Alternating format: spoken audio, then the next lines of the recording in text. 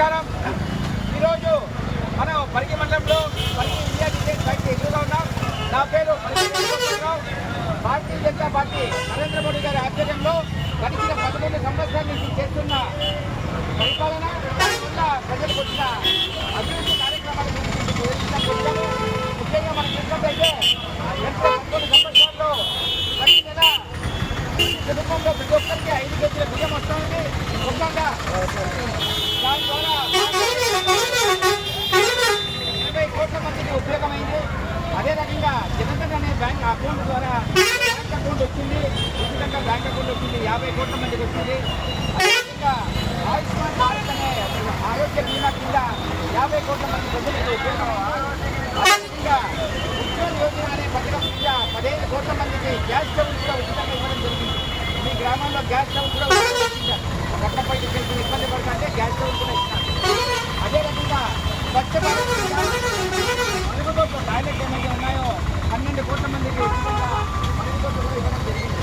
అదేవిధంగా ప్రధానమంత్రి ఆవాస్ యోజన కింద 4 కోట్ల మంది భారతదేశంలో ఉచితంగా కార్యక్రమాలు చేశారు.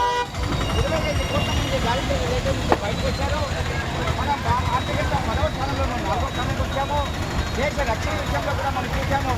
ఆపరేషన్ సింధూర్ అని పెట్టి ఏదైతే మన భారతదేశంలో కాశ్మీర్లో మనం వచ్చి 16 మంది భారతీయులు చచ్చినారు. దాంట్లో ప్రత్యేకంగా పాకిస్తాన్లోనే 90 మంది కన్వీనర్లు చంపడం జరిగింది. 9 స్థానం కూడా దక్కడం చేయడం జరిగింది. ఈ రకంగా ఆర్థికంగా కావచ్చు, రక్షణలో కావచ్చు, పరిశ్రమలు కావచ్చు, వ్యాపారాన్ని సులభతం చేయడంతో ఇలాంటి గార్మెంట్ ఫ్యాక్టరీలు కూడా మనకు రావడం జరిగింది. కియా లాంటి ఫ్యాక్టరీ రావడం జరిగింది. హైవేలు ఏర్పడుతున్నాయి. దీని ద్వారా రోడ్డు మాకు డెవలప్ అయింది.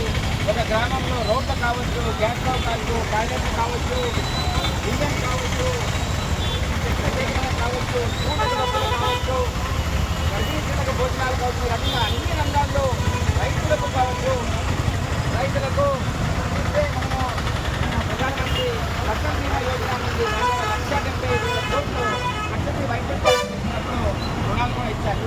ఈ రకంగా రైతులకు కూడా సదుపాయాలు చేస్తూ మనము అన్ని రంగాల్లో ముందుకెళ్తున్నాము. వీళ్ళు అన్ని కార్యక్రమాలు వివరించాము. వీళ్ళకు కూడా ఏమైతే ఉందో మనం 33% రిజర్వేషన్ ఇచ్చాం. ప్రభుత్వాలకు రద్దు చేశారు. కాశ్మీర్లో ఆర్థిక రద్దు చేశారు. అదే రకంగా అయోధ్య రామాయణం కావచ్చు, కాశీ కారిడార్ కావచ్చు, ఇంజనీరింగ్ కావచ్చు, ఈ రకంగా భారతీయ విరాశక్తి అంటే అభివృద్ధి కూడా మన పరంపరను కూడా మనం నిలబెట్టుకుంటున్నాము. ఈ కార్యక్రమం అన్ని మీరు చెప్పడం జరిగింది. మీరు కూడా చక్కగా చెప్తే చెప్పాలని కోరుకుంటున్నాం. భారత్ మాతాకి